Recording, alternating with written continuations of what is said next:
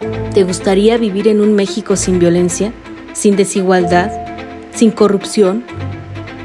¿Donde podamos vivir mejor? ¿Donde las mujeres vivan libres de violencia? ¿Donde nuestras hijas e hijos puedan salir seguros? Estamos a tiempo.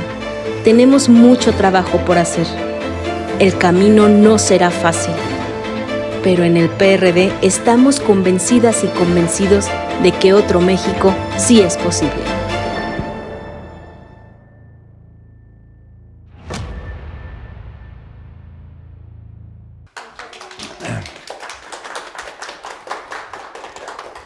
Bueno, pues qué bueno que están aquí, los que están presentes y los que están a distancia. Y vamos a platicar hoy justamente en este inicio de pláticas sobre distintos temas para propuestas que puedan mejorar la situación del país en diferentes aspectos. En lo electoral, porque el sistema electoral ha sido justamente digamos, el ariete para ir abriendo la democracia en México. Hay otras cosas pendientes que son propias de la democracia. Por ejemplo, el combate a la corrupción y a la impunidad, que seguimos bastante mal. No se ha avanzado significativamente en eso.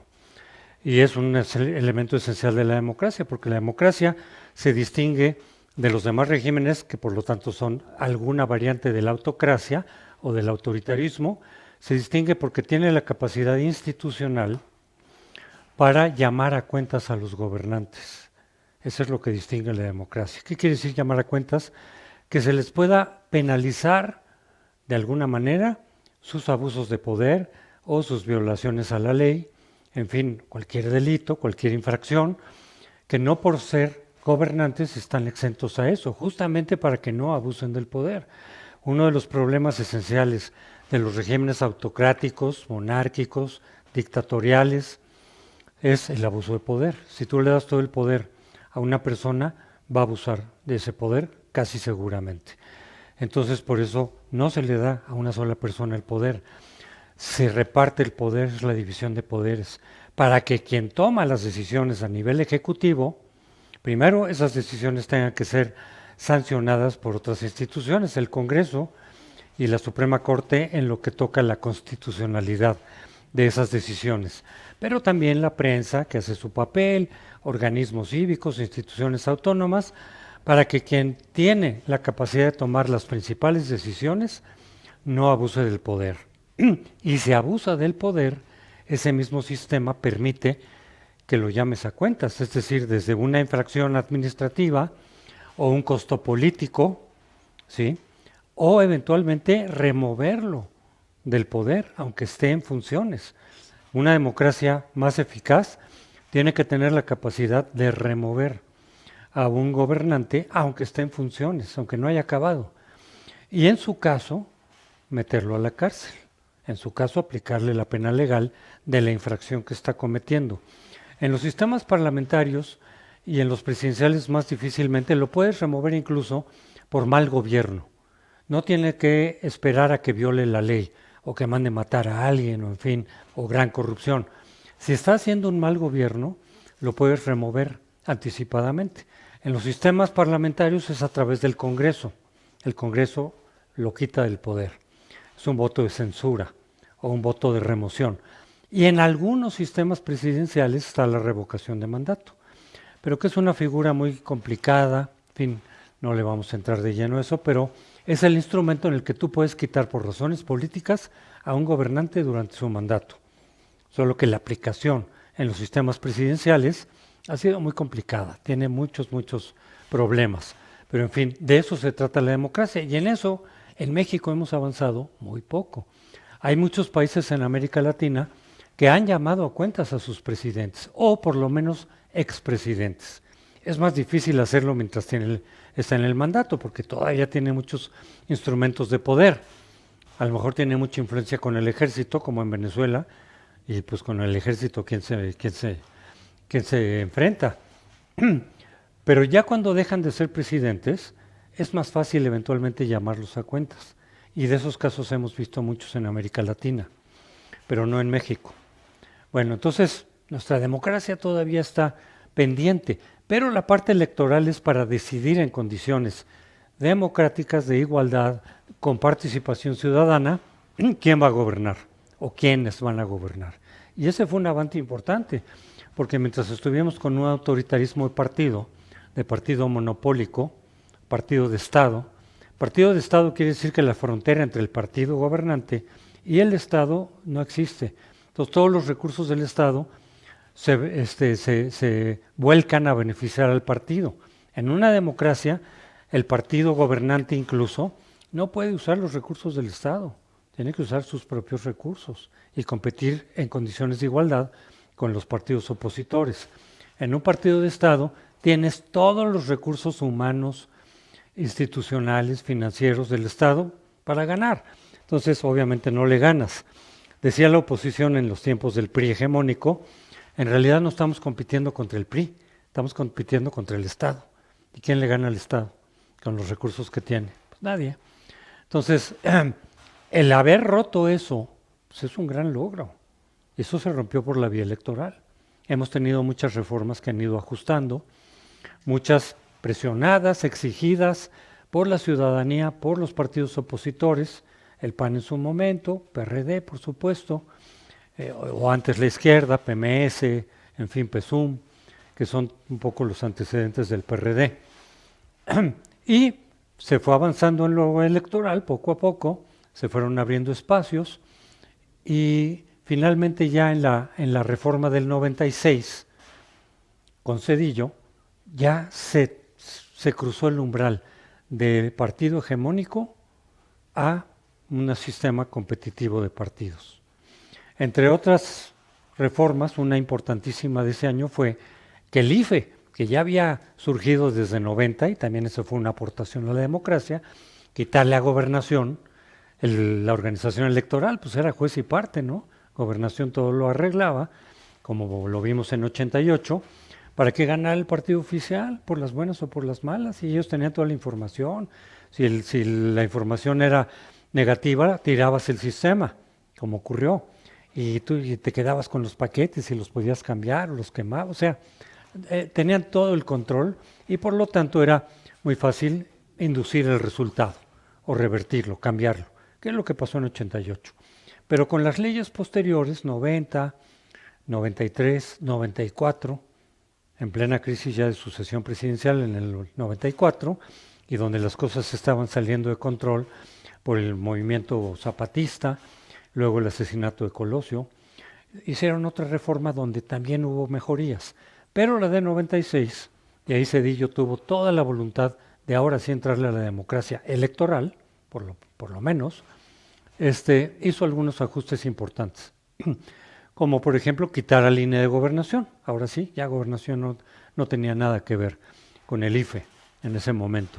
Con lo cual el partido gobernante ya no tenía el control del sistema electoral y tampoco podía revertir un resultado desfavorable. Y eso se tradujo al año siguiente, en 97, elecciones intermedias, y en varias entidades del país, se tradujo en un descalabro tal del PRI, que ya no se podía hablar del partido gobernante, hegemónico, perdón. ¿Qué pasó con el PRI? Perdió la capital.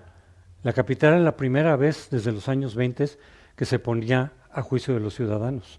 Antes no, la capital, el que nombraba al regente era el presidente. Entonces estaba bajo control del PRI siempre, dada la importancia política, demográfica, presupuestal de la capital. Pues la primera vez que se pone a juicio de los ciudadanos, gana el PRD, gana la oposición, pero con el PRD, pudo haber ganado el PAN, con otro candidato, pero metieron a Castillo Peraza, él no era tan popular, y Cuauhtémoc Cárdenas ganó. Entonces el PRI se queda sin la capital, pues es un golpazo. Y en la Cámara de Diputados, por primera vez el PRI pierde la mayoría absoluta.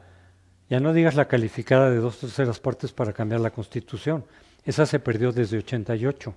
Pero seguía con la mayoría absoluta para cambiar las leyes secundarias a tu gusto.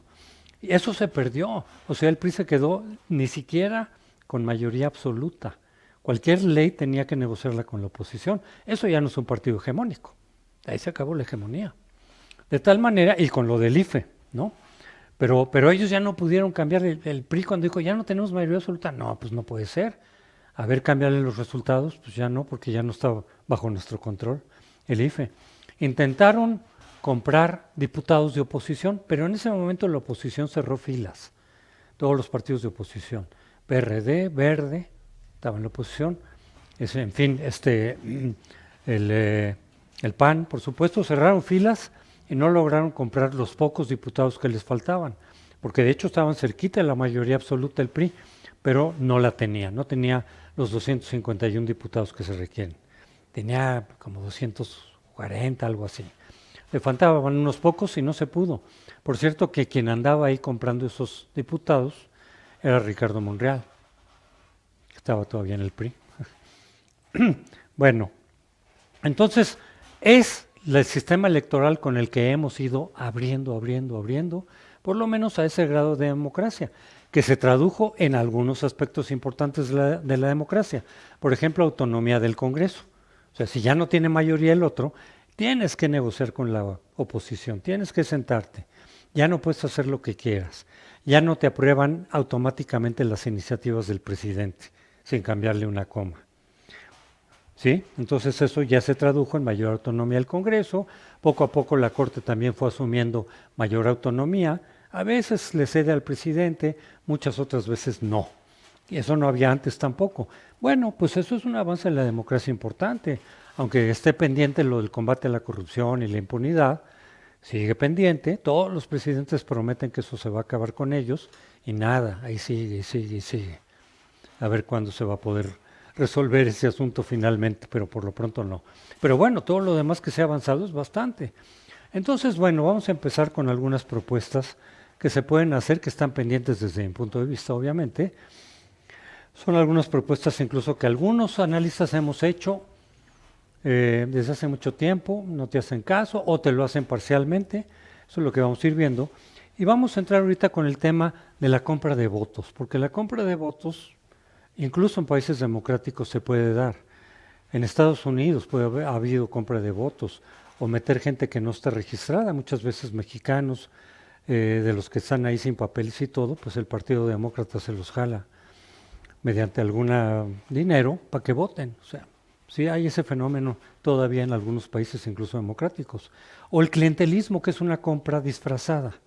Yo te doy como gobierno muchas beneficios, ¿no? Becas, el dinero, las pensiones, despensas, ¿sí? Como gobierno. Yo te digo, sí, pero aquí bajita la mano vota por mi partido, en agradecimiento. Y a veces con la amenaza velada de decir, es que si gana la oposición, ya no te voy a poder seguir ayudando. Y cuando te estoy dando despensas, te estoy dando becas, en fin, lo que les den. Ese clientelismo que incluso se puede mantener dentro de los límites de lo legal, que no sea la compra directa, ¿no? Conforme ha avanzado la ley electoral, los partidos buscan formas de tener lo mismo, pero no de manera tan burda. Sí, ahí está todo. A veces también lo siguen haciendo, ¿no? Pero, por ejemplo, en la elección del Estado de México de hace 5 años, del 17, el PRI sacó, para no comprar el voto directamente, unas tarjetas, se llamaban las tarjetas rosas, en donde decían, mira, te doy una tarjeta, en la cual vas a poder cobrar 1,500 pesos cuando ganemos. Si no, no se van a habilitar. Ahorita te la doy, votas por mí, y cuando ganemos, entonces ya vas al banco y te dan tus 1,500 pesos. Solo así se puede habilitar. En ese momento la ley no lo impedía. El INE intentó echarla abajo. El tribunal dijo, está bien, así sí se vale. Pero luego ya le modificaron otra vez la ley y ya no se vale. Pero, sin embargo, de repente siguen viendo la manera de...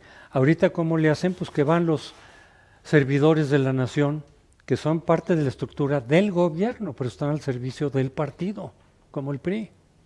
Están borrando la frontera otra vez entre partido gobernante y Estado y gobierno. Entonces, esos pagados por el gobierno van con la gente, las becas, los programas sociales, y les insinúan, y a veces de manera muy directa, es decir, se les pueden caer estos programas, ¿eh? Si gana la oposición se las van a quitar. Y en todo caso, esto viene del presidente, que tampoco se debe presentar así, como algo personalizado. Es el gobierno. Y en una de esas es el Estado. Incluso cuando cambie de partido, ese partido gobernante va a tener que seguírselas dando. No es cierto que se las van a quitar. Algunas están en la Constitución ya. Pero si dices, esto se los manda el presidente López Obrador, estás incurriendo en un delito. Y lo hacen. Entonces, ¿cómo hacer frente a eso? Si de todas maneras ya está en la ley y no se puede sancionar o no se penaliza, o a uno que otro de repente por aquí, pero no a las figuras que están organizando todo eso. No es fácil romper eso. Entonces hay una propuesta un poco radical, drástica, que es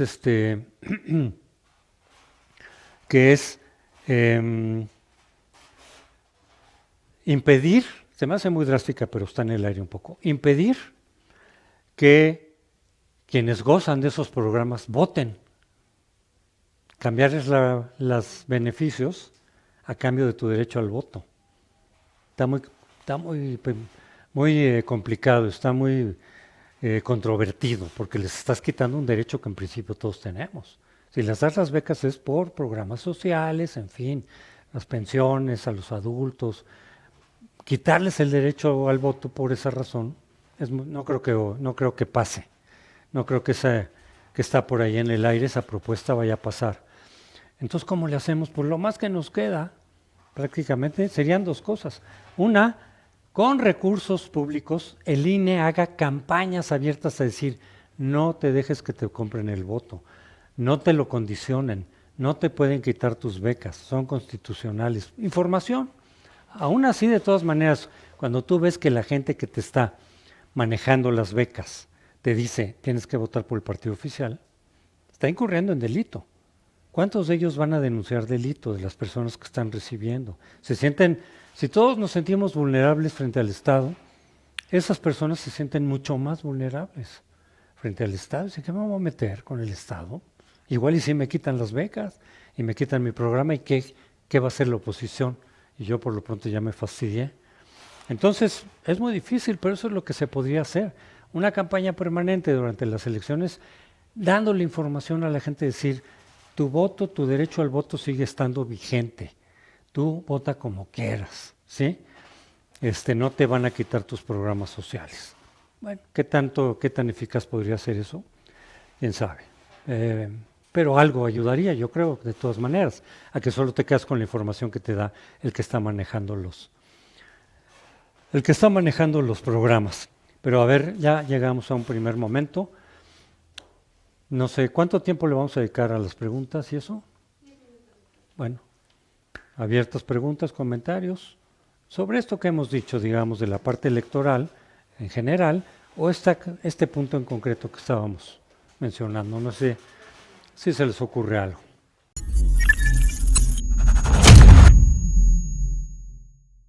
¿Y tú, tienes idea de qué es, para qué serviría o para qué no la propuesta de reforma electoral de Andrés Manuel López Obrador?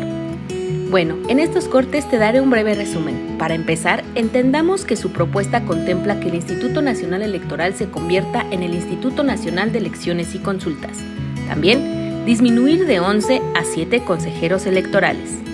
Eliminar el financiamiento a partidos políticos para actividades ordinarias, así como desaparecer los llamados legisladores plurinominales. Más adelante te sigo contando.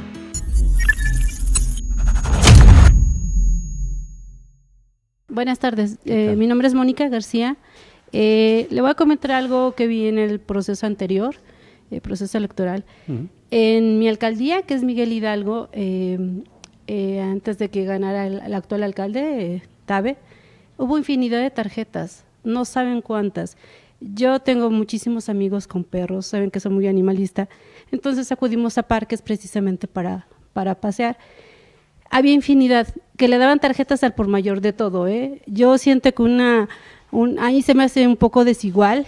Los programas sociales sí están enfocados precisamente para ayudar, pero siento que a veces ya fue un abuso. ¿Por qué? Porque nosotros que salimos a trabajar y pagamos infinidad de impuestos y demás, creo que nuestros ingresos son poco relativos al ingreso que tiene una casa en la actualidad, porque creo que había becas desde maternal, desde primaria, secundaria, bachillerato, universidad, y aparte les daban infinidad de tarjetas del gobierno federal actual, que era para mamás solteras, empleadora, una tarjeta morada, hay infinidad, y aparte el apoyo que se les da a las personas adultas mayores. ¿Por qué le digo como desigualdad? Porque sumando todos esos ingresos, era mayor al sueldo de nosotros, que salimos horas largas a trabajar y que no los vamos a alcanzar a nivel de su ingreso. Sí, tienen derecho, sí es cierto, pero ¿sabe qué los condicionaban? En mi alcaldía fue una súper así de, si te damos esta tarjeta, si te damos el apoyo, siempre y cuando votes por el partido oficial. Así es correcto, ¿verdad? Partido oficial. Sí, el gobernante. Así los, y servidores de la alcaldía y demás, y me atacaron mucho en Facebook porque yo lo ponía, precisamente iban, o sea, dejaron las oficinas sin pedir permiso para hacer promoción a estas tarjetas y amenazar que les iban a quitar todos esos recursos, todos esos programas sociales, si no votaban por el partido. A mí se me hace un poco injusto a veces, aunque digo es egoísta, pero es muchísimo el ingreso que recibe una casa hogar y que se te condicione esos programas. Sí, por supuesto, ¿no? Porque ahí se está rompiendo la equidad, está rompiendo el propio derecho de las personas de poder votar como ellos quieran. Si se lo estás condicionando a personas que sí tienen la necesidad con ese tipo de ayudas, pues estás vulnerando su derecho al voto, su derecho a recibir. Como ciudadano tiene que decir el gobierno, el que sea. Ya veré yo si yo puedo decir yo se lo agradezco, pero por propia voluntad. Es otra cosa, eso también suele ocurrir también en los países democráticos. Este partido me está dando estos beneficios que otros partidos no me daban, yo se lo agradezco votando por ellos. Eso sí se vale. Aunque precisamente por eso es importante también que no puedes decir, eso se los manda el presidente López Obrador. Exacto. Pero eso en principio sí se vale. Pero ya si condicionas, eso ya es delito, eso ya no se vale, ¿no? Pero pues sí sigue ocurriendo. ¿Alguien iba? Sí.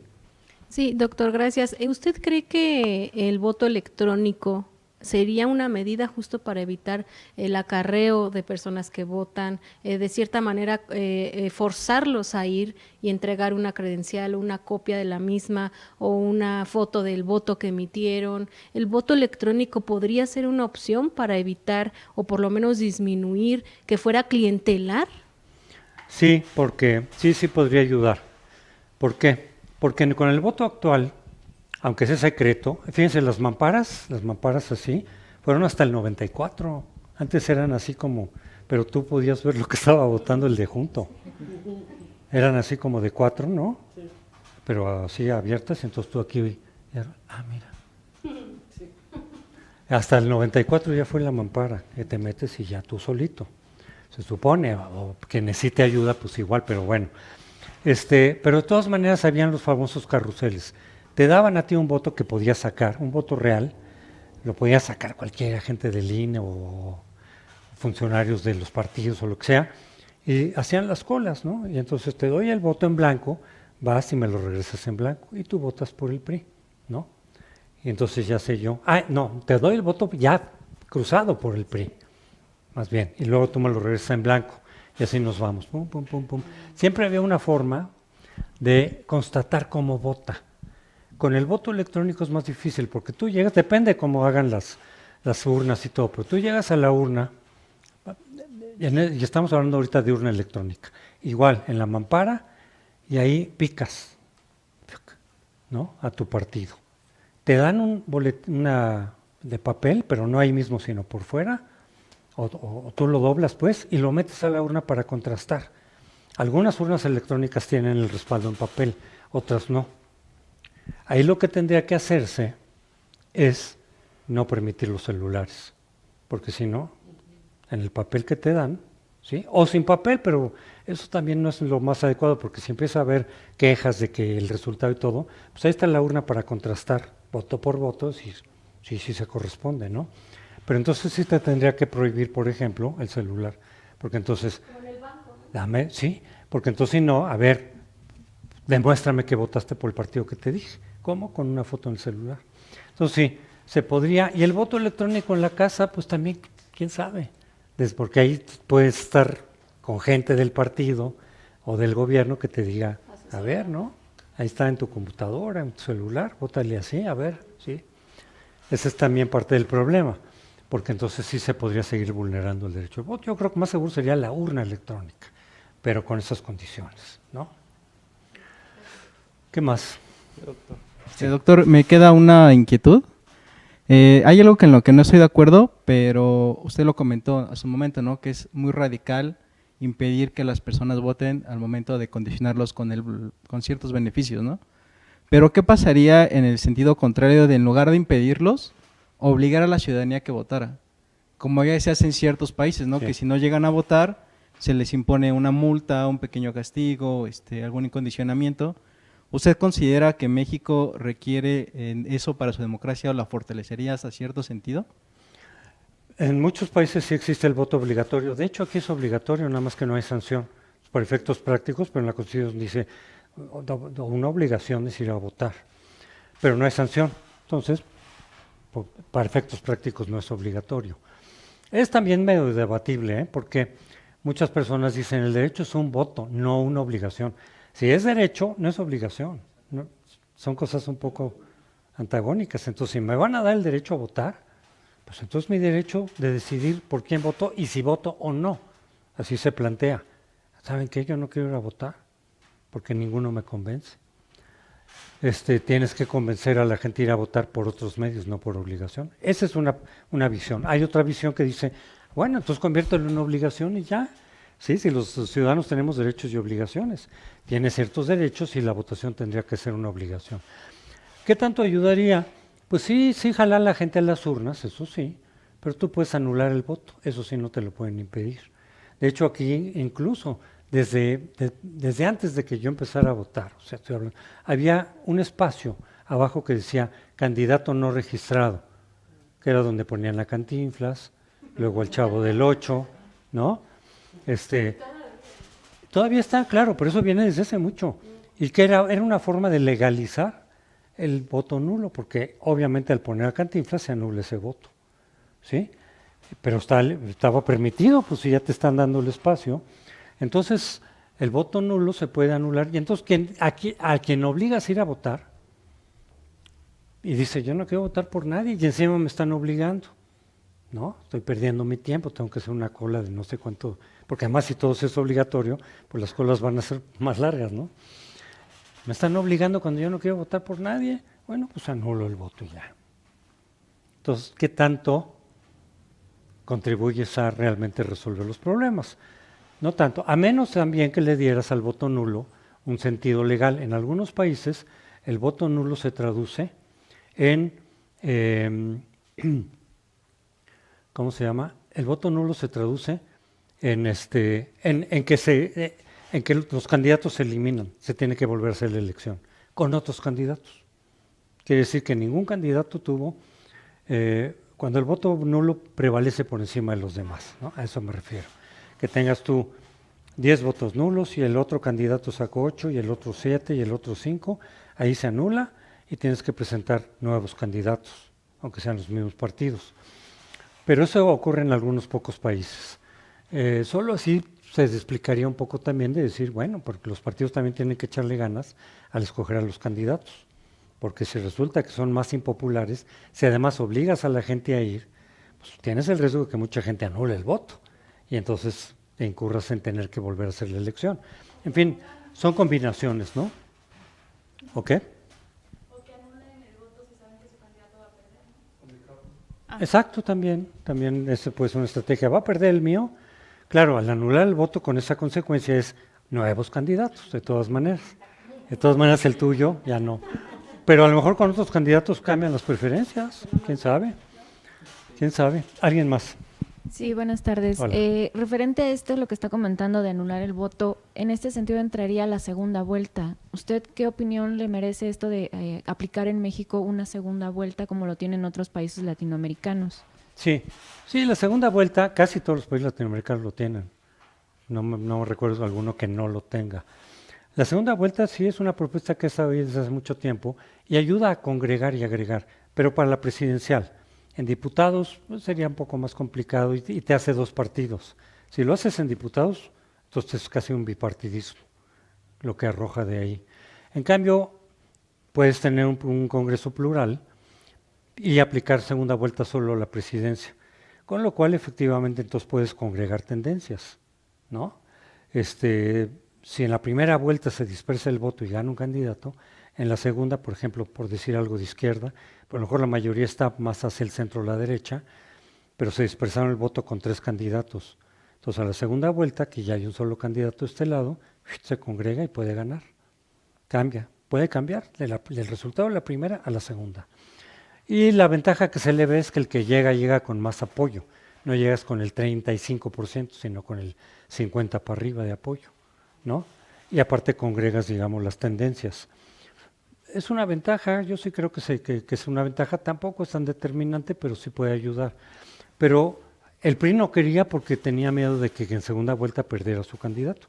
El PRI le apostó siempre a la dispersión del voto entre la oposición. De tal manera que después del 88, del 94 todavía Zedillo ganó con 50%. Después perdió, pero es decir, ya iban a la baja. Entonces decían, en segunda vuelta podemos perder. Y nunca quiso aceptar la segunda vuelta. Ahora es Morena el que no quiere. ¿Por qué? Pues porque pueden ganarle, ¿me entiendes?, con una segunda vuelta. O sea, si el candidato de Morena saca 45%, entonces tiene 55% en la oposición. Si se dispersa en 2 o más candidatos, gana Morena. Pero si en segunda vuelta ya nomás tienes a un candidato, puede perder Morena. Si se congregan todos los votos que no votaron por Morena en el otro candidato, que eso es lo que se está buscando para el 2024, un solo candidato para hacerlo como para efectos prácticos segunda vuelta. Nada más que es complicado llegar a un solo candidato de la oposición, no se ve fácil. ¿Se puede? Sí. ¿Es fácil? No. ¿Y eso te garantiza el triunfo? No, pero es la única probabilidad que tienes de ganar para el 24. Después, quién sabe qué pase. Bueno,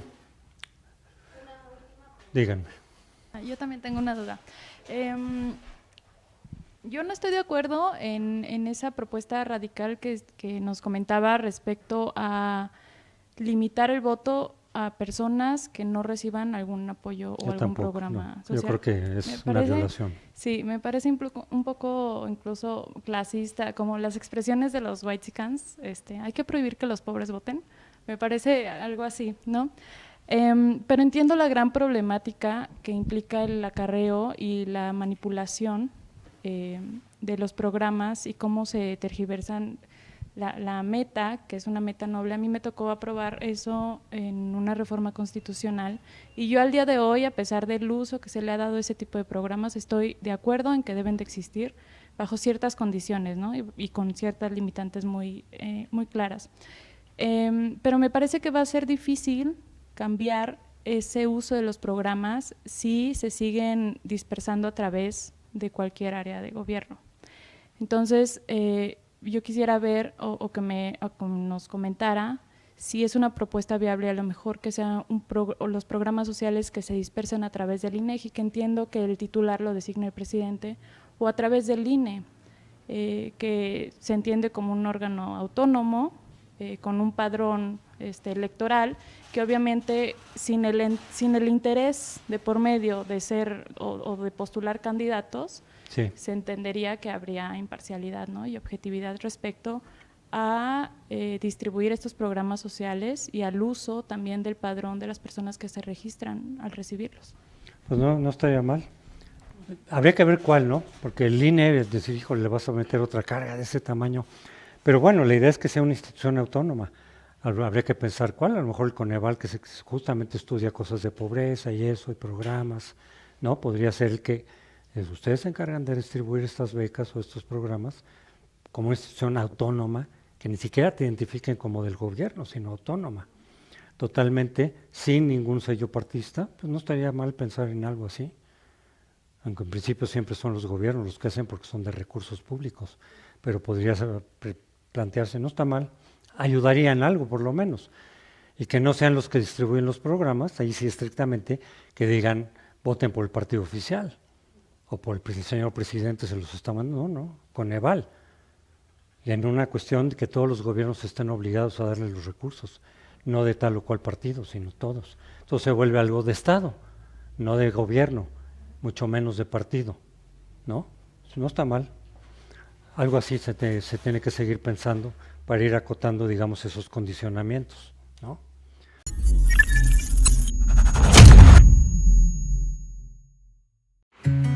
Creación del Instituto Nacional de Elecciones y Consultas.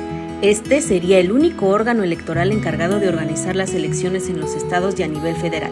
Además, estaría conformado por 7 consejeros y no por 11 como actualmente es con el INE. Las cámaras de diputados y senadores, la Suprema Corte de Justicia de la Nación y el titular del Ejecutivo Federal propondrían una lista de perfiles de la que se elegirían a los consejeros a través del voto popular.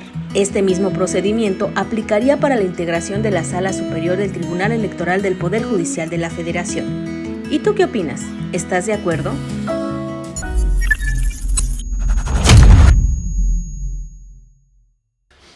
Bueno, vamos a otro punto, si quieren, de la reforma electoral, que me parece a mí que es muy importante y lo hemos venido arrastrando desde hace mucho tiempo, que tiene que ver con la sobrerepresentación de los partidos, sobre todo en la Cámara Baja de Diputados. También lo hay en la de senadores. Pero bueno, la sobrerepresentación quiere decir que... Aquí no tengo para borrar, para que poderlo estar usando. Gracias. Pongo aquí.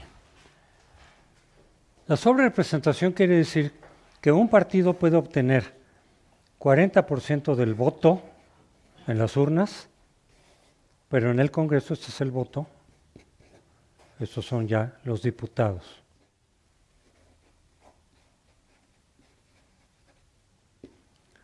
Puedes tener 40% del voto y con una fórmula de sobrerepresentación acabas, por decir algo, puede ser de otra manera, con 60% de los diputados. O sea, este partido A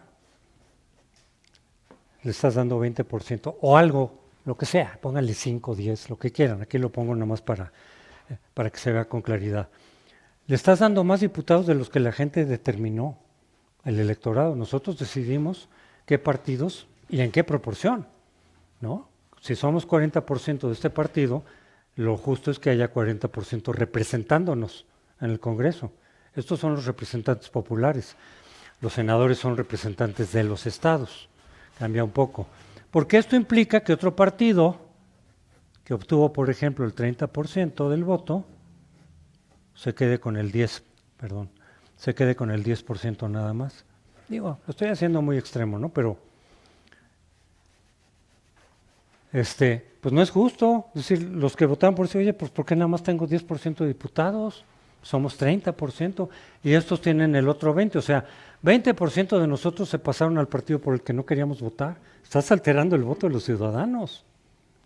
Claro, no puedes decirle tu voto, pues no sabes cuál fue, el de quién. Pero como grupo, el grupo ciudadano que vota por este partido, le están quitando a 20% de estos su voto para dárselos al partido contrario, exactamente, al que tú no quieres que llegue o que esté. Es una violación abierta a los derechos del voto de los ciudadanos y a la representación ciudadana. Esto puede ocurrir, y esto ocurre tal cual, en los sistemas de mayoría pura. ¿Cuáles son los de mayoría pura? Como Estados Unidos e Inglaterra. Son las primeras democracias que no estaban pensando en estas cosas más sofisticadas. Simplemente se trataba ahí de que en una comunidad de ahí saliera un representante, en otra comunidad un representante, que representara los intereses de esa comunidad, que podía ser una regioncilla, un pueblito, una ciudad, o una ciudad más grande con más representantes, pero era, este es mi representante, esta comunidad o este pueblo tiene una persona que de aquí salió, que nos está representando en el Congreso, el Parlamento. Y entonces nos pregunta, oigan, ¿cómo voto aquí, cómo voto allá? ¿Ustedes qué quieren? ¿Ustedes me exigen? Oye, te votamos, te elegimos para tal y cual cosa y no la estás haciendo. Hay un vínculo más directo entre el elector y sus votantes, entre el parlamentario, el legislador y sus votantes, ¿no? Entonces haces muchos de estos distritos, dependiendo de cada país, y así se forma el Congreso. Eso necesariamente se traduce en sobrerepresentación. Tienes por un lado el beneficio del contacto más directo de un legislador con su comunidad, ¿sí? Que incluso ellos pueden hablar con él, poco utópicamente, pero antes sí ocurría. Oye, pues tú eres de nuestra comunidad, ¿no? Nosotros queremos que vayas y votes así, así, así.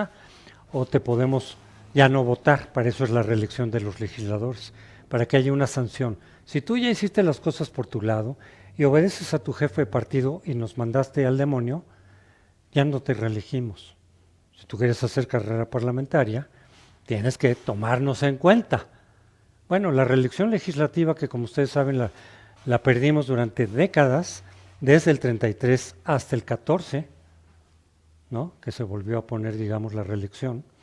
Se instituyó apenas hace poquito, la reelección legislativa me refiero. Bueno, esa ya se recuperó y no sirve de gran cosa, porque ¿quién decide que un diputado presente la posibilidad de ser reelecto o no? El propio partido. Entonces ahí te cortaron el vínculo otra vez, para efectos prácticos, del legislador con sus representados, con sus votantes, porque tienes que estar pensando en lo que dice tu partido, si no, no te da derecho a reelegirte. O sea, la ley misma ya viene truqueada.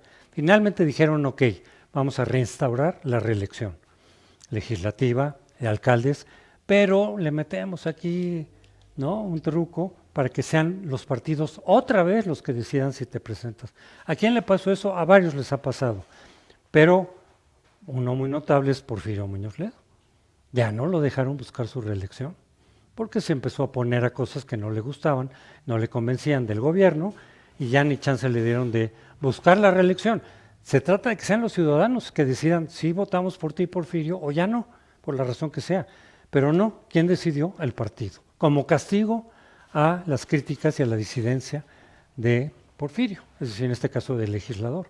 Bueno, pero les iba a decir, volviendo a lo de la sobrerepresentación. Esto ya quedó claro, ¿no? Si no, al rato me vuelven a preguntar. No está muy...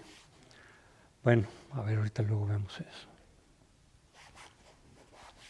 Es que tiene que ser la parte mojada con agua. Sí, se quedan así. Bueno. Para ponerle más agua. Aún así. Bueno, en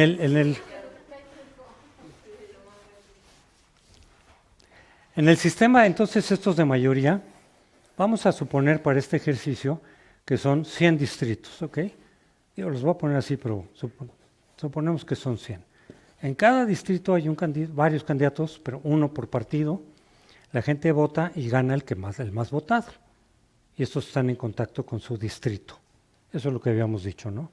¿Qué pasa si el partido A, su candidato, el partido A, en cada distrito obtiene un 60%?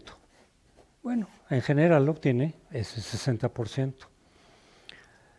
Pero en cada distrito ganó el mismo partido. El partido A ganó en todos los distritos, todos, con 60% del voto. Y el partido B, el opositor, pues se quedó con el otro 40%. ¿Qué porcentaje de diputados va a tener el partido B? Sí, de mayoría. Son 100 distritos. Pues son mayoría relativa, pero se llama pura porque son puros distritos de mayoría. Nada. O sea, todos los diputados... Otra vez va. Bueno, va. En cada distrito, son puros distritos, 100 distritos.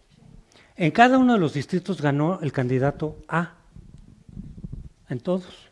Ya sé que esto es poco probable, pero es nada más ejercicio para entender. Pero ¿con cuánto ganó el candidato A? Con 60. Aquí con 60, aquí con 60. En suma, ¿cuántos obtuvo el partido A? 60%. Y obviamente el opositor se quedó con el otro 40% en cada distrito, pero perdió. Entonces no va al Congreso, tú perdiste. ¿Qué porcentaje de votos tiene ese partido B? 40%. ¿Cuántos diputados tiene el partido B en el Congreso? Ninguno.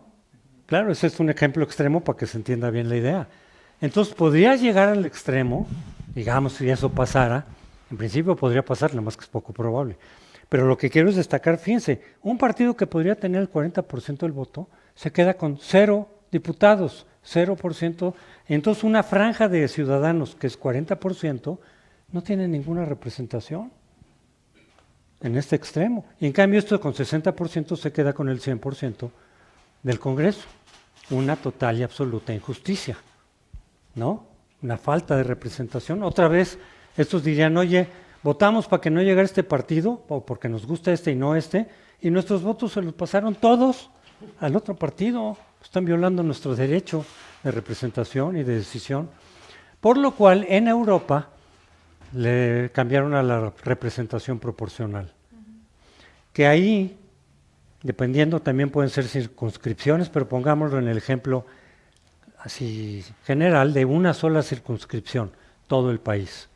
Entonces hay las listas de diputados de representación y ahí la fórmula es que si el partido A obtiene el 60% del voto, igual que aquí, y el partido B el 40% del voto, ahí sí, con la fórmula de representación proporcional, este obtiene 40% de diputados y este 60% de diputados. Ahí sí hay una representación pura o casi, son aproximaciones, pero casi, de lo que los ciudadanos votaron en la urna.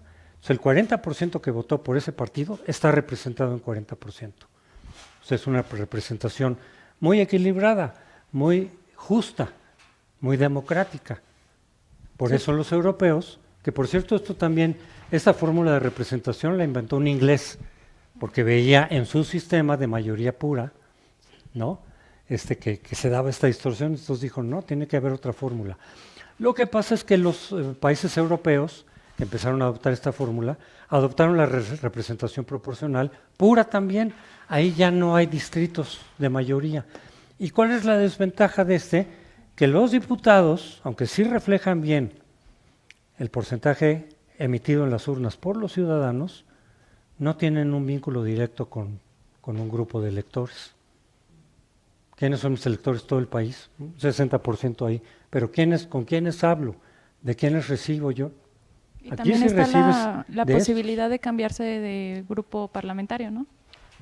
Bueno, esa es otra cosa. Ahorita lo dejamos un poco. Ese es otro fenómeno.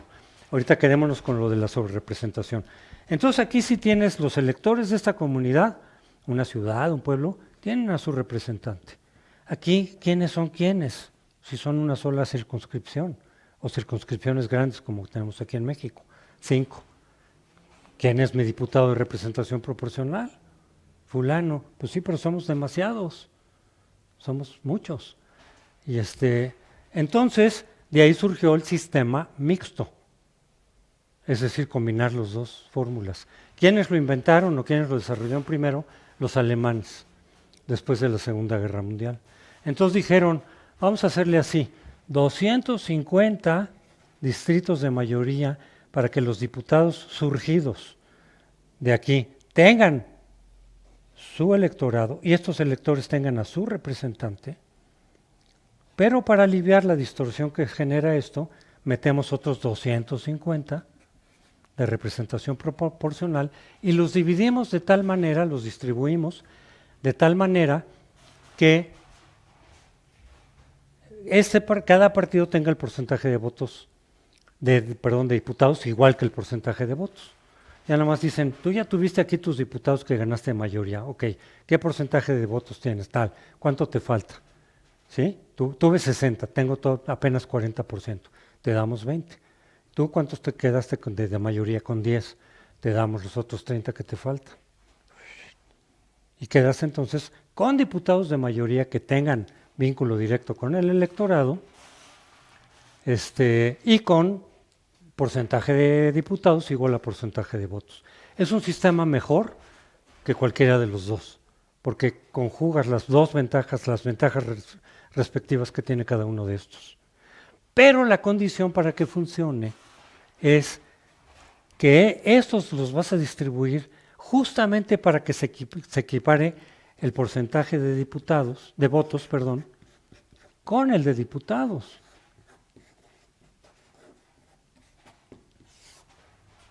Los vas a distribuir de tal manera que se emparejen votos con diputados en cada partido, lo que les haga falta a cada quien, dependiendo de cuántos ganaron aquí, pero entonces usas los otros para que se equilibren. ¿Sí? ¿Sí está claro? ¿Cuál es el problema? Rápidamente, en México. En México tenemos sistema mixto. Primero con unos que se llamaban diputados del partido, que eran hasta 20 por cada partido que podían conseguir, y solo los de oposición tenían eso, el PRI le bastaba y le sobraba con los de mayoría. Y luego fue cambiando esta figura, pero siempre con una cláusula de sobrerepresentación que beneficiara al partido mayoritario, es decir, al PRI. Entonces el PRI podía obtener con eso fue para darle más fuerza a la oposición, pero sin que te quitara la supremacía. Esto se hizo para que el PRI no se quedara solo, porque resulta que el PAN se fastidió de este sistema y dijo, pues es que nosotros hasta nuestro 15% no tenemos, y entonces se retiró el PAN. Ya no volvemos a concursar porque así no tiene chiste.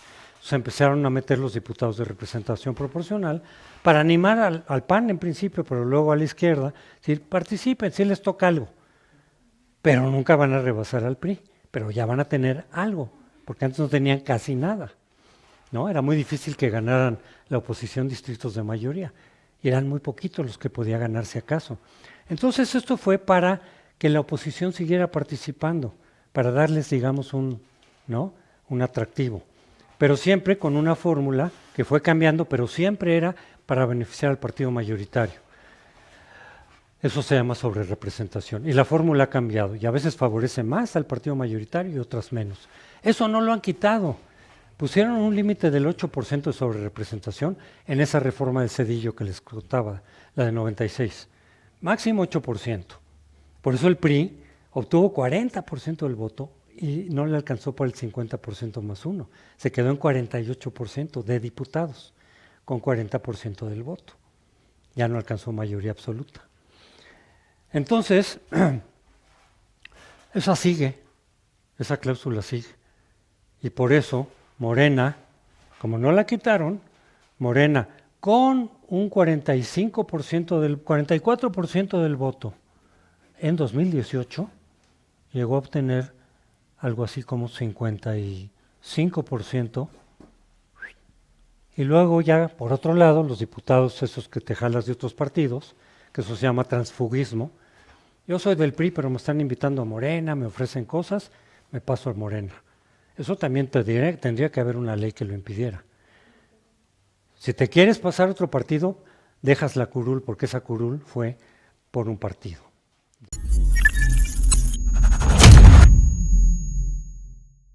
Esta reforma propone la eliminación de 200 diputaciones federales y 32 senadurías que obtienen una curul por la vía de representación proporcional, conocidos como plurinominales, así como modificar la forma en la que se eligen a los legisladores federales. Actualmente se elige una diputación por cada 252,000 habitantes.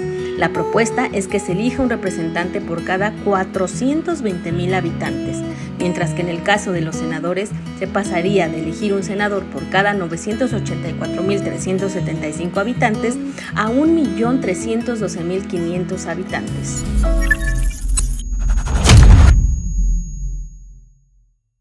Dime. Es que ese tema de eliminar la posibilidad de los legisladores a cambiar de grupo parlamentario también me parece un poco tramposo, porque si tú los mantienes en tu grupo, por ejemplo, supongamos que son diputados del PRD, ¿no? Que había 21 y se fueron 10, al Verde, supongamos, o que hicieron un grupo independiente, ¿no? Si nosotros los hubiéramos retenido argumentando que está prohibido por la ley, suponiendo que ese fuera el caso, la verdad es que el sentido de los votos tampoco ayudan al partido. Es decir, si nosotros en el PRD tenemos una visión del presupuesto con la que no estamos de acuerdo en el presupuesto que se está presentando por varias y múltiples causas, pues evidentemente el voto sería en contra, ¿no? Pero si tú retienes ese grupo de legisladores que quieren cambiarse de grupo parlamentario, o sea, sí se quedan en el grupo, pero te van a votar a favor del presupuesto. Y eso pues partidariamente sí. no me parece que ayude mucho. Es que tienes que dejar también cierta libertad a los legisladores. Es decir, ellos se supone que van con un acuerdo del partido, con un estatutos y demás, pero no los puedes obligar a que voten todo lo del partido. Por eso precisamente la reelección es para tú, primero, hazle caso a tus ciudadanos. A lo mejor una postura del partido no le conviene a ese sector de electores. Tu compromiso es con los electores, o sea, en principio, primeramente, después con tu partido. Y pues si además el presidente es de tu partido, pues tendría que ser hasta el final. Y resulta que es el primer, ¿no? Normalmente la primera compromiso es con el presidente, y tus ciudadanos, eso no importa. Primero con el presidente y le apruebo todas sus iniciativas sin cambiarle una coma, como él dice. Eso es lo que se tiene que romper, porque entonces no es cierto que estés representando abajo. Aunque ellos te hayan elegido, ya te vas tú con tu partido o con tu presidente. Tienes que equilibrar. Tampoco se trata de que hagas exactamente lo que quieras. Vendrá en algún momento alguna sanción, puede ser del partido, que no tendría que ser la reelección, porque entonces le arrebatas a los ciudadanos ese derecho, como ya dijimos. Se tiene que buscar ahí una combinación.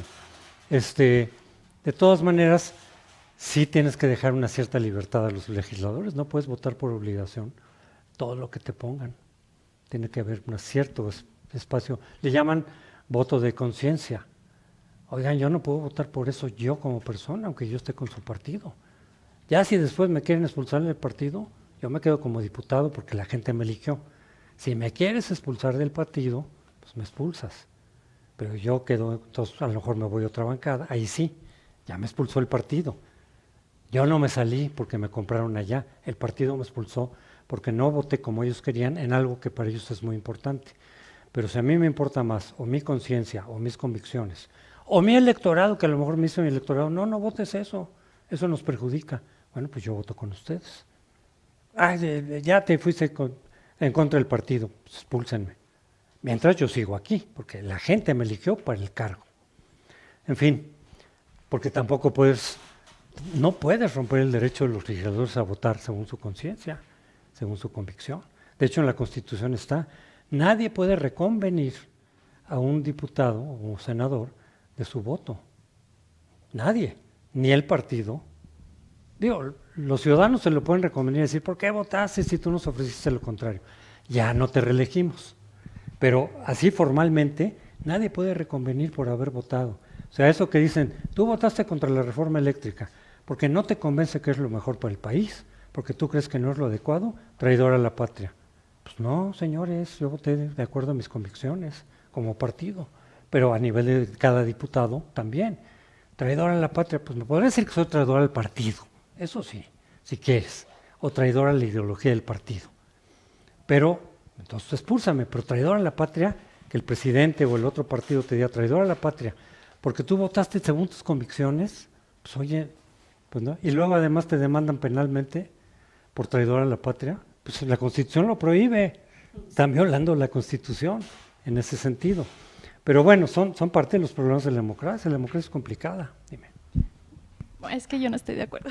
No tenemos que ponernos de acuerdo. Es que me parece, o sea, sí es muy obvio que cada legislador o legisladora tiene la libertad del voto, ¿no? Pero me parece que en este caso en específico, más que un tema de conciencia, es un tema político. O sea, también. Y en ese sentido, o sea, me parece que no se limita pues a la libertad del legislador, ¿no? Y otra cosa, si nosotros estamos hablando de que en ese sentido estamos yendo en contra de este principio de no reconvenir a los legisladores, en este ejemplo de prohibir el transfugismo, no podemos decir que entonces se está limitando este derecho de libre asociación. No, porque tú vas a seguir como diputado y no te van a quitar de ser diputado y tú vas a poder votar como tú quieras. Ahí sí lo único es que decir, oye, tú sí llegaste con una plataforma de partido X, ¿no? Y entonces sí, si quieres irte a otro partido, renuncias a este, primero. Es decir, no sé, tiene que buscarse alguna fórmula también. Porque sí, la venta de partido, de un partido al otro, así a los que compras, no sé, se tiene que buscar. No es tan sencillo.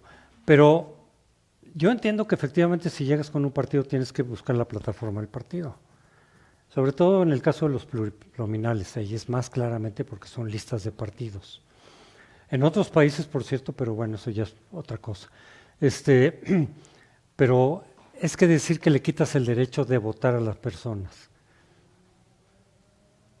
El derecho de votar a las personas.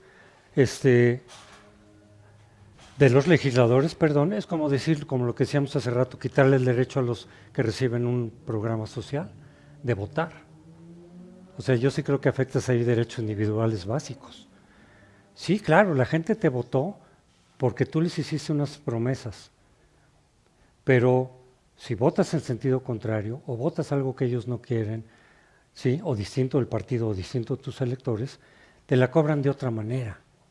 El partido te puede expulsar.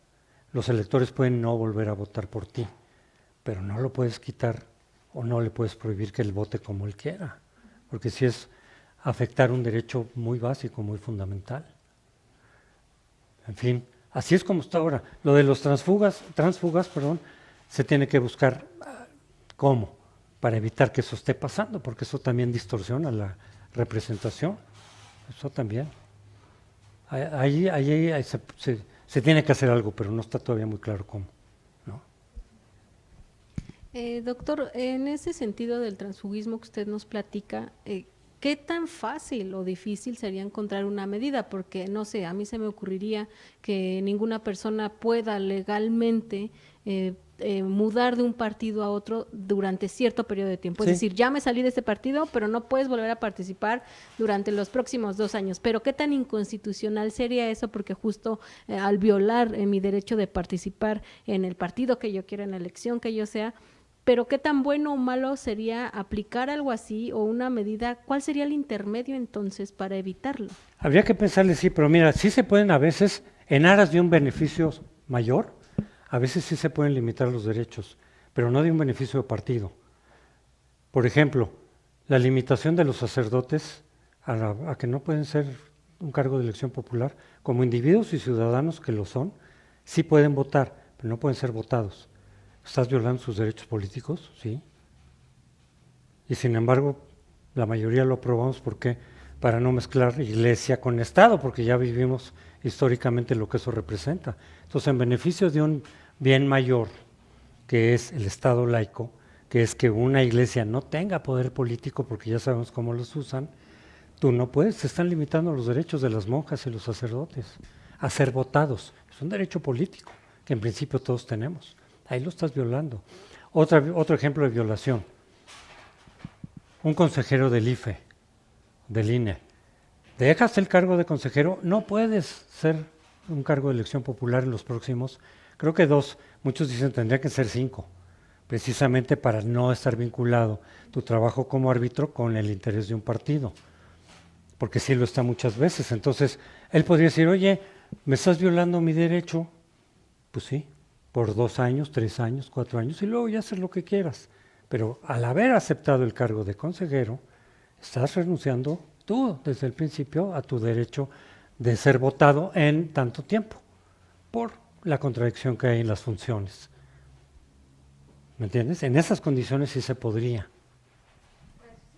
Hola, doctor, buenas tardes. Y que lo sepan los legisladores.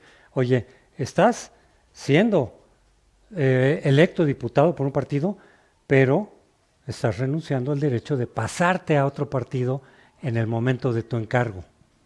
Ya después te vas, cuando acabes te vas a otro partido si quieres, pero no mientras. Mis derechos políticos. Pues sí, pero es que para resolver las contradicciones. Bueno, algo así, digo, no lo tengo tampoco tan claro cuál sería la mejor fórmula, pero algo así. Bueno, desde mi perspectiva, pues no hay una fórmula concreta porque tenemos que volver a regresar al eterno debate de la representación, ¿no? Y dónde reside.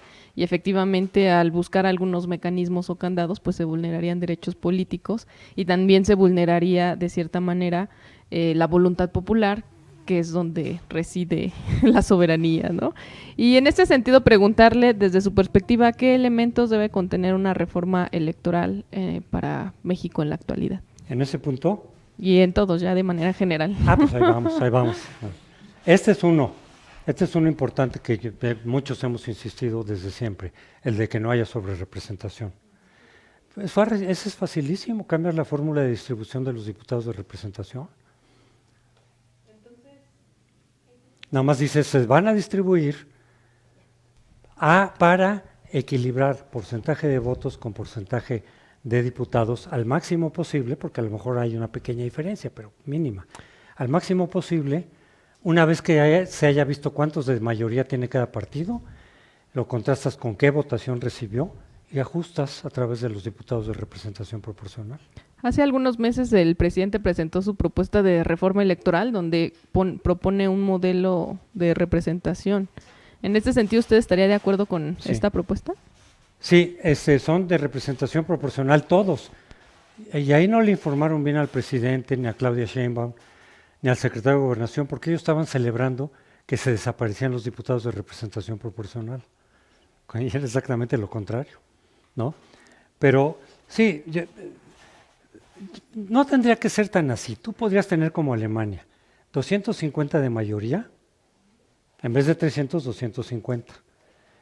Y 250 de representación proporcional. O incluso 300 de mayoría o 200 de mayoría, si quieres reducir el número de diputados, y 100 de representación proporcional. ¿Cómo se distribuyen esos de representación proporcional? De tal manera que porcentaje de votos se equilibre el porcentaje de diputados. No necesitas ni siquiera deshacerte de los diputados de mayoría.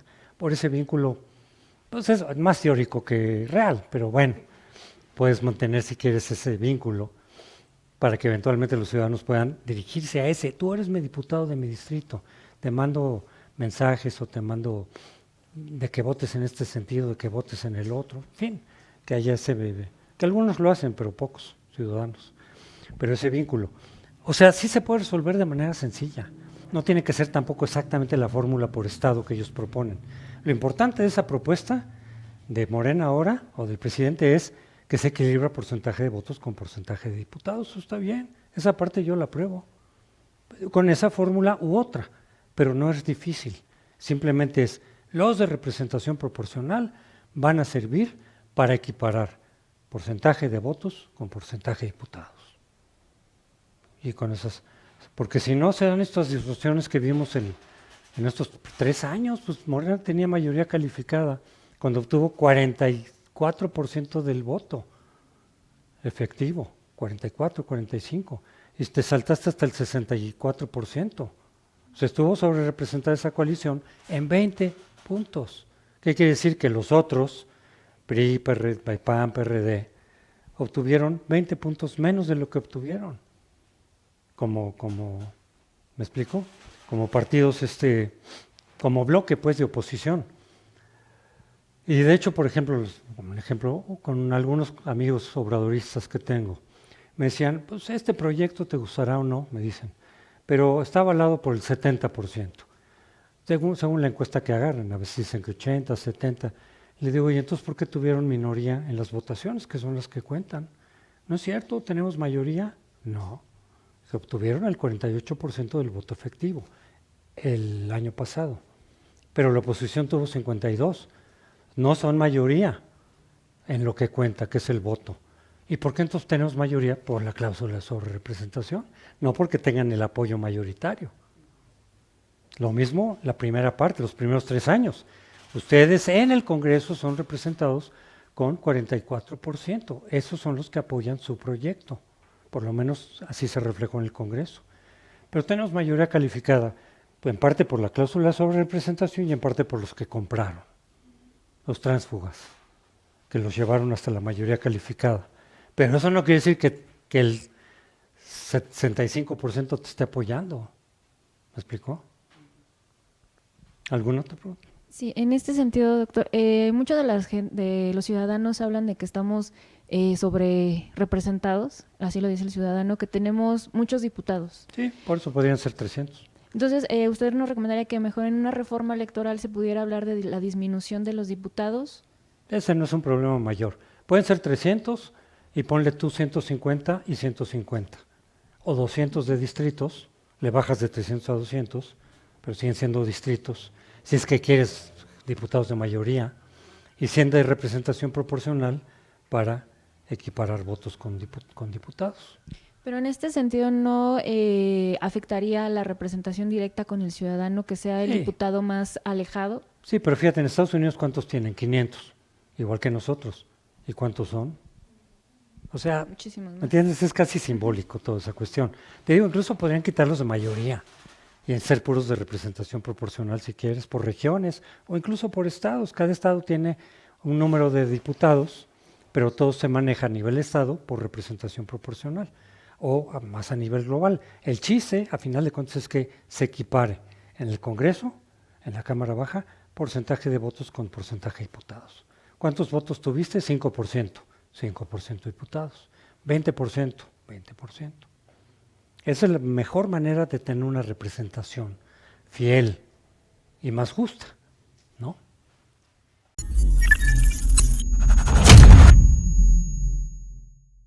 Otra de las propuestas que encontramos en esta reforma es ampliar las excepciones para que se pueda difundir propaganda gubernamental que se considere relativa a servicios públicos y aquellas de carácter informativo con relación a los procesos electorales.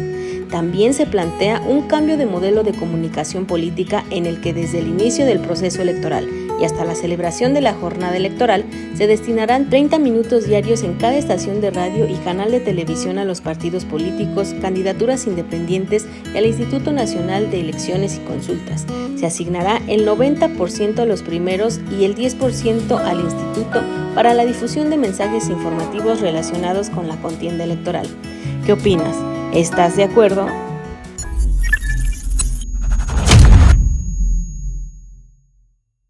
Bueno, quiero concluir con otro punto que está en discusión en la reforma electoral, y ese me parece también clave, incluso más clave, porque ese puede hacer que se pierda la relativa autonomía que tenga el instituto y pasarlo a manos del gobierno actual, del partido actual. Siempre ha habido un problema con las instituciones autónomas, que quienes proponen y deciden son los otros poderes. En principio son autónomos de los otros poderes. El INAI, el Tribunal Electoral, aunque ese sí es del Poder Judicial, no siempre lo fue, pero tiene que tener autonomía también respecto del Poder Judicial.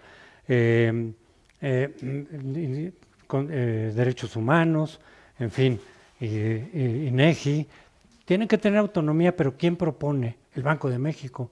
¿Quién propone? Los otros poderes, a veces en combinación.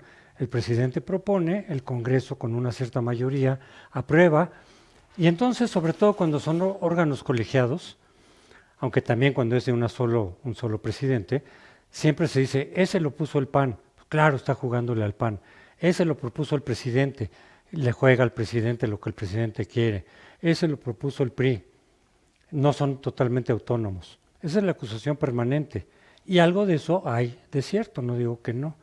Por eso precisamente en los órganos colegiados, por lo menos lo que podían hacer era combinarle, es decir, unos del PAN, otros del PRI, otros del PRD, ¿no? Por lo menos para que, aunque fueran tus propuestas, y muy probablemente tu propuesta está contigo y va a hacer los fallos en el sentido que le interesa a ese partido, había excepciones, ¿no? Hay consejeros y magistrados que votan según la ley y según sus convicciones, pero sí hay mucho de pronto que yo voto en función de lo que le conviene a mi partido. Entonces siempre es la bronca y la descalificación, desde siempre. Sí, claro, esos son del PRI, por eso votan así, y tú tienes a estos, y tú tienes más que el otro, y Lorenzo Córdoba está con la oposición, ¿no? Y Ciro también, y claro, son del PRIAN. Y no, los propuso el PRD en primera instancia. Los dos son como de izquierda socialdemócrata, no de la izquierda más radical. Entonces, lo que dice esa reforma que propone López Obrador es, ya vamos a darle plena autonomía, que sea el electorado el que decida, tanto a los consejeros del INE como a los magistrados del Tribunal Electoral.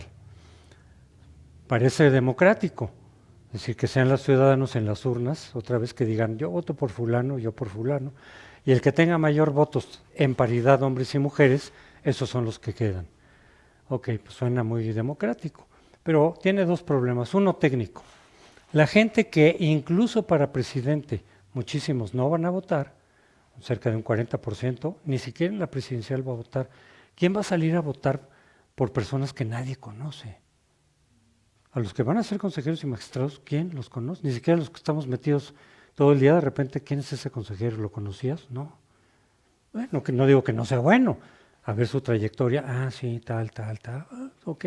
¿Tú lo conocías? No. ¿Habías oído hablar de él? No. Imagínense el gran público. ¿Por quién a votar? Pues como vimos ahorita en la de Morena. ¿Usted a qué viene? No sé. Nos trajeron.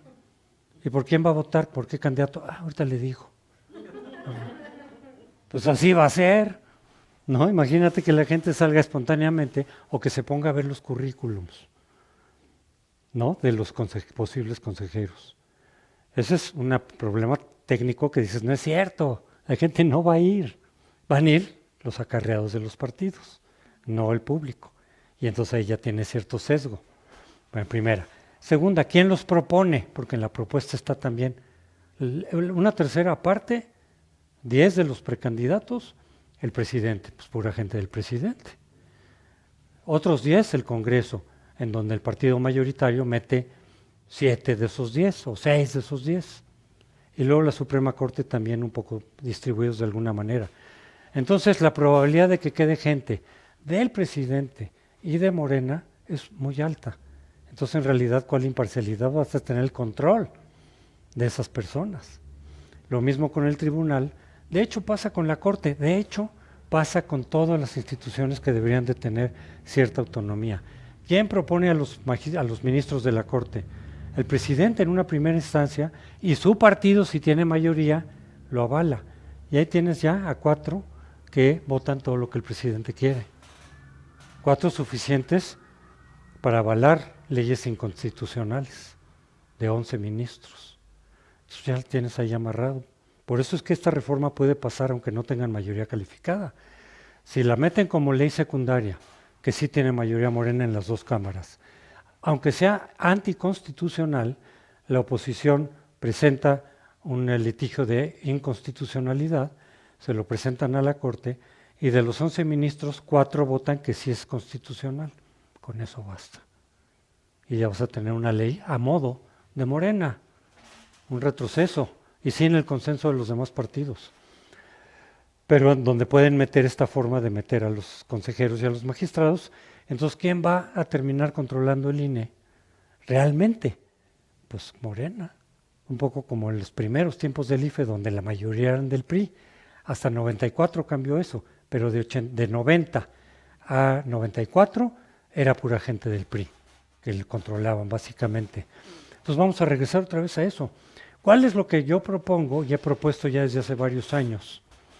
No solo para el IFE, yo pensando en el IFE, pero puede ser para todas las instituciones autónomas, INAI, INEGI, Coneval, Derechos Humanos, ¿sí?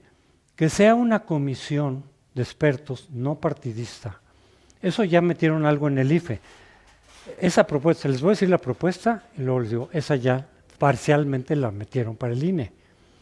Bueno, la propuesta original que yo planteé desde el 2003, cuando dejaron al PRD fuera de la jugada del Consejo del IFE, en 2003, propusieron solo PRI y PAN, y entre ellos se pusieron de acuerdo para dejar fuera al PRD. Un golpazo a la credibilidad del INE, y obviamente meter problemas, sembrar problemas para la elección del 2006. Ahí, en ese momento dije, es que tiene que cambiar el método, no puede ser así. Porque evidentemente de esos 9 consejeros nuevos, eran 5 del PRI y 4 del PAN. ¿Y cuántos del López Obrador, que iba a ser candidato natural? Ninguno. ¿Y los del PRI de quién eran? Del Bester. ¿Y con quién jugó el Bester en 2006? Con Calderón. Pues Calderón tenía 9 y López Obrador 0. Pues evidentemente eso no funciona. Ahí es donde más el IFE sí cayó más en, digamos, en alejarse de la imparcialidad y del equilibrio. Pero fue cosa del PRI y del PAN. ¿Sí? En ese sentido yo apoyé totalmente al PRD en eso, totalmente. Dije, están haciendo una trampota, están golpeando al INE, le están haciendo trampa al PRD, es absolutamente antidemocrático. Bueno, entonces, que consiste en lo siguiente. Una comisión, tú le pides a universidades distintas, públicas, privadas, de distintos estados, les pides que vaya una comisión, que nombren a un especialista, ya sea abogado, politólogo, en elecciones. Y formas una comisión de unos 20, 25 expertos, no militantes de partido, por lo menos en algunos años, y entre todos reciben las presentaciones de los aspirantes que reúnan ciertos requisitos de ley, para que sepan de lo que están hablando, y entre todos van filtrando por votaciones, incluso votaciones en donde van filtrando. Y cuando tengan tener a los consejeros, estos son los consejeros. Los partidos ya no meten la mano, ni el presidente, mucho menos. Porque entonces ahí es más difícil que tengan un sesgo porque son 20 de distintos. ¿Sí? Y además no los nombró nadie. Los partidos les dicen a las universidades, nómbrate un experto por universidad. Uno de la UNAM, uno de la Metro, uno del Politécnico, uno del ITAM, si quieren, privadas también, ¿por qué no? Uno del TEC, uno del Sonora, uno de 20, 25, 30, para que no sean tan pocos, porque los pocos pueden ser más influenciables. 30 o 40 y por votaciones, a la hora de ver entrevistas, un ensayo, y van votando y van filtrando. Cuando ya tengan el número de consejeros suficiente, estos son. ¿A quién le deben su cargo estos señores? Porque luego también los consejeros o magistrados juegan con el partido que los nombró, por supuesto. ¿A quién le deben su cargo? A nadie, a ningún partido. ¿Qué partido puede llegar y decirle, oye, yo te puse aquí, vota así? Que eso pasa todavía, pero menos. Pues nadie, tú no me nombraste, me nombró una comisión de académicos, de expertos, que surjan de universidades o ONGs o, en fin, de sociedad civil. Digo universidades porque es donde más probablemente vas a tener expertos en elecciones en derecho, de ciencia política, etcétera. Eso debería de ser, eso lo tomaron parcialmente para el INE, con esto termino, porque ahora sí hay una comisión previa, pero de todas maneras de los nombres que ponen, 5 por cada cargo en disputa, los partidos terminan decidiendo en el Congreso, en la Cámara Baja. Ahí es donde pueden meter sus vetos, ese criticó al PRI, entonces ese no entra, ese criticó a Morena, ese no, ¿sí? Está contaminado un poco, pero ya se mejoró.